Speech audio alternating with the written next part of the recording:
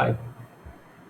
നമ്മൾ last video ചെയ്തത് printing management മൊഡ്യൂളിൻ്റെ സിംഗിൾ കോപ്പി മൾട്ടി കോപ്പി ആയിരുന്നു. അത് നമ്മൾ ഓഡോൻ്റെ വേർഷൻ 13 നമ്മൾ കണ്ടത്, കസ്റ്റമൈസേഷൻ ചെയ്ത മൊഡ്യൂൾ.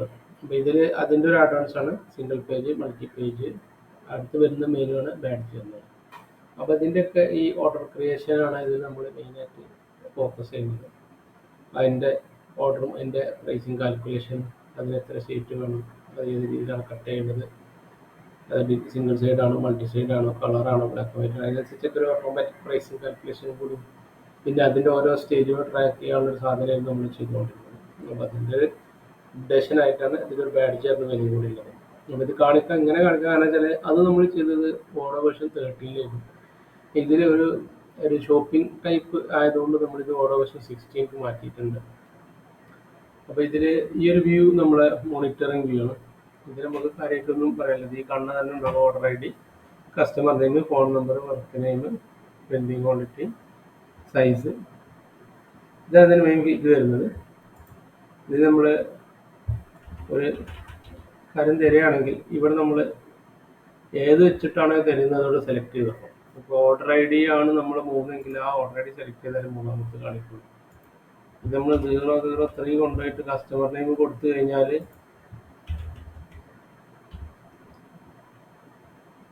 ആ സാധനം അതിൽ വരില്ല.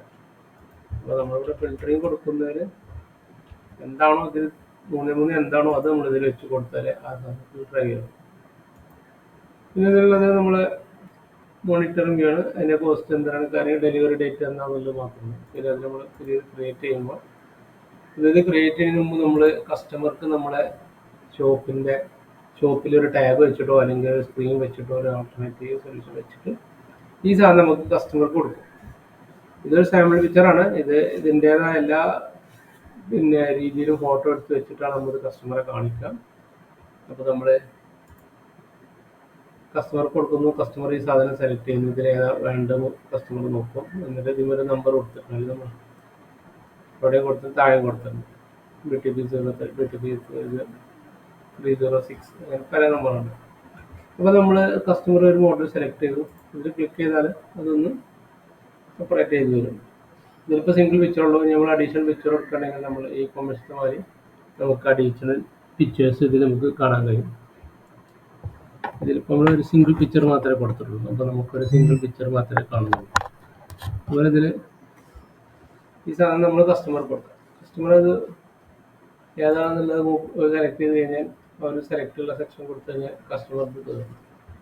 പിന്നെ നമ്മൾ ഇവിടെ കസ്റ്റമറെ സെലക്ട് ചെയ്യുന്നു. പിന്നെ നമ്മൾ എന്താണോ ഇതിൻ്റെ പേര് അത് ഓരോ കടയിൽ വരുമ്പോൾ വ്യത്യാസം ഉണ്ടായിരുന്നു. ചിലപ്പോൾ ബാഡ്ജ് സാമ്പിൾ എന്നാണ് അതിന് വർക്ക് നെയിം കൊടുക്കുന്നത്. ഇവിടെ നമ്മൾ ക്വാണ്ടിറ്റി കൊടുത്തു കഴിഞ്ഞാൽ ഇപ്പോൾ ഒരു 80 ബാഡ്ജാണ് അവർക്ക് വേണ്ടത്. ഈ 80 ബാഡ്ജ് കൊടുക്കുമ്പോൾ ഇതിൻ്റെ ഒരു ഓട്ടോ കാൽക്കുലേഷൻ പേപ്പർ ക്വാണ്ടിറ്റി എന്നുള്ളത് എത്ര പേപ്പറിൽ നിന്നാണ് ഈ 80 ക്വാണ്ടിറ്റി ബാഡ്ജ് ഉണ്ടാക്കുന്നത് എന്നുള്ളതാണ് ഇതിൽ പറയുന്നത്. അപ്പോൾ നമ്മളിതിൻ്റെ ഈ വർക്ക് ഓർഡർ ഫോം കൂടി കാണുമ്പോൾ നമുക്ക് ഒന്നും കൂടി ഐഡിയ കിട്ടും. അപ്പോൾ പിന്നെ ഇതിൻ്റെ ഡെലിവറി ഡേറ്റ് എന്നാണ് ഇതിൻ്റെ ഡെലിവറി ഡേറ്റ് എന്നുള്ളത് കൂടി ഇത് മെൻഷൻ ചെയ്യണം. അത്രയും കൊടുത്തു കഴിഞ്ഞാൽ അതായത് സേവ് ചെയ്യുമ്പോൾ എറേഴ്സ് കാണിക്കും. ഇപ്പോൾ നമ്മളത് സേവ് ചെയ്യാൻ ശ്രമിച്ചു കഴിഞ്ഞാൽ ഇവിടെ മോഡൽ സെലക്ട് ചെയ്യുന്നുണ്ട്. അപ്പോൾ ഈ ബാഡ്ജിൻ്റെ മോഡൽ ഏതാണെന്നുള്ളത് നമ്മൾ സെലക്ട് ചെയ്ത് കൊടുക്കണം. ഇപ്പോൾ ഞാനൊരു മോഡൽ ചെയ്ത് കണ്ടിട്ടുണ്ട്. ആ മോഡൽ സെലക്ട് ചെയ്യുന്നതോടുകൂടി അതിൽ ഇതിൻ്റെ പൗച്ച് ടൈപ്പും അതിൻ്റെ ടാഗ് ടൈപ്പും അതിൽ കാണുന്നത്. അത് ഓരോ ബാഡ്ജിനനുസരിച്ച് വ്യത്യാസം ഉണ്ടാകും. അപ്പോൾ അതിനനുസരിച്ച് ഇവിടെ ആ വ്യത്യാസം കാണാൻ കഴിയും. പിന്നെ ഈ ക്വാണ്ടിറ്റി ബാഡ്ജിന് ടോട്ടലുള്ള വരുന്ന വിലയാണ് ഇതിൽ കാണിക്കുന്നത്. അതിൻ്റെ എമൗണ്ട് എത്രയാണ് അതിൻ്റെ എമൗണ്ട് എന്നുള്ളത്. ഇനി നമ്മളിത് സേവ് ചെയ്ത് നോക്കി. ഇനി നമുക്ക് അറിവ്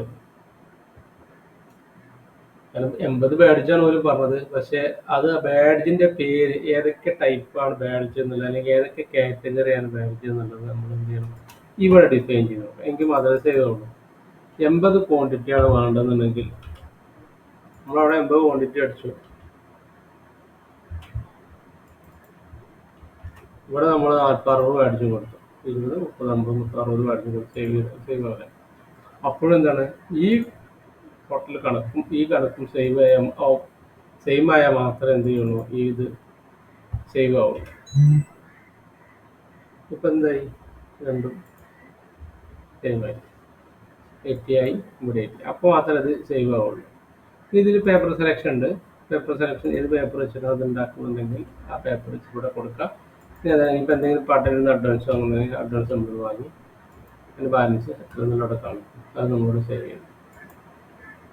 ഇത് സേവ് ചെയ്ത് കഴിഞ്ഞ് കഴിഞ്ഞാൽ പിന്നുള്ളത് നമ്മളെ ബാക്ക് ഓഫീസിലാണ്. അതിലേക്ക് പോകുന്ന ഇതിൽ എന്താ വേണ്ടത് നോക്കുക. നമ്മൾ പ്രിൻ്റ് എടുക്കുമ്പോൾ പ്രിൻ്റ് ചെയ്യാൻ വേണ്ടി ഡൗൺലോഡ് ചെയ്യാൻ വേണ്ടി ഓപ്പൺ ചെയ്യാൻ വേണ്ടെങ്കിൽ നമ്മൾ നോർമലായിട്ട് നമ്മൾ ഓപ്പൺ കൊടുക്കും.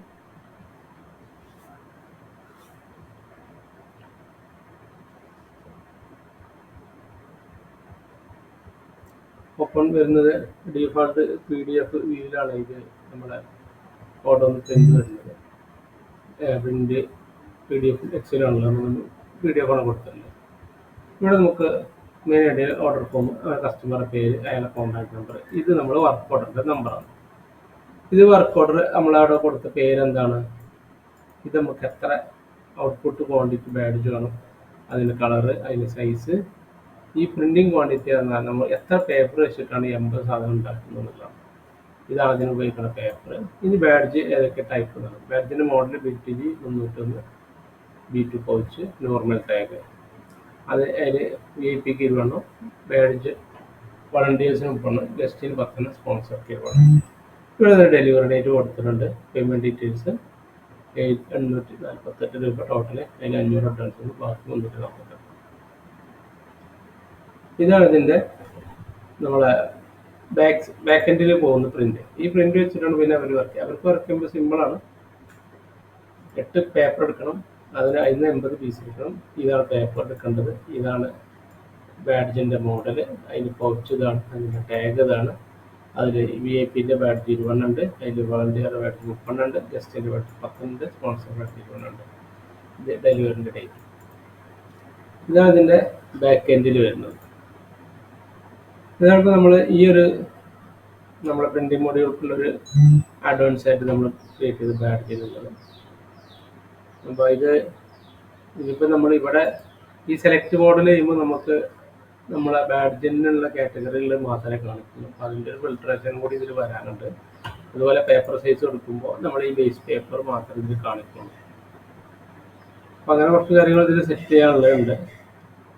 ബാക്കി ഫീൽഡിൽ ആരെങ്കിലും ഉണ്ടെങ്കിൽ, നമ്മൾ വർക്ക് ചെയ്തിട്ടുണ്ടെങ്കിൽ, എന്തെങ്കിലും ഈ അപ്ഡേറ്റ്സ് ഉണ്ടെങ്കിൽ നമുക്ക് പറയാം. അപ്പോൾ അതിനനുസരിച്ച് നമ്മൾ ഇതിൽ മാറ്റി വെക്കും. ഇതിൽ ഈ ഒരു വ്യൂവും കൂടി എടുക്കാൻ വേണ്ടിയിട്ടായിരുന്നു നമ്മൾ 16 ചെയ്തത്.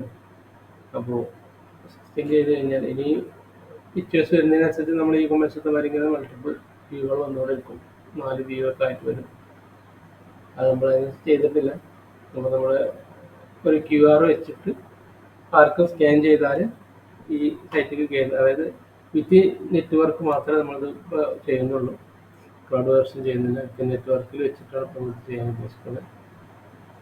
അപ്പോൾ ആ ഒരു ഷോപ്പിൻ്റെ ഉള്ളിൽ കയറിയിട്ട് അവിടുത്തെ വൈഫൈയിൽ കണക്ട് ചെയ്തിട്ടുണ്ടെങ്കിൽ അവിടെ QR റീഡ് കഴിഞ്ഞാൽ നമുക്ക് ഈ വെബ് പേജ് ഓപ്പൺ ആയി വരും. അത് നമുക്ക് ആവശ്യമുള്ള മോഡൽ സെലക്ട് ചെയ്ത് പറഞ്ഞു കൊടുക്കാം. എന്നുവെച്ചാൽ നമുക്ക് ആ ബുക്കുകൾ കുറേ മറിച്ചൊക്കെ നമുക്ക് ഓരോ പിക്ചർ എടുത്തുള്ളൂ.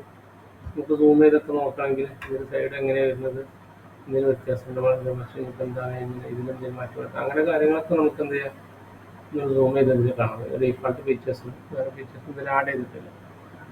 ആ ഒരു സംവിധാനം കൂടി നമ്മൾ ഈ ഓർഡർ 16 നമ്മൾ ചെയ്തിട്ടുണ്ട്. ബാഡ്ജ് നമ്മുടെ പ്രിന്റിംഗ് മൊഡ്യൂളിൻ്റെ അഡീഷണലാണ്. ഇത് നമ്മൾ ഈ ആ പ്രിന്റിംഗ് മൊഡ്യൂൾ നമ്മൾ 16 അപ്ഗ്രേഡ് ചെയ്യും.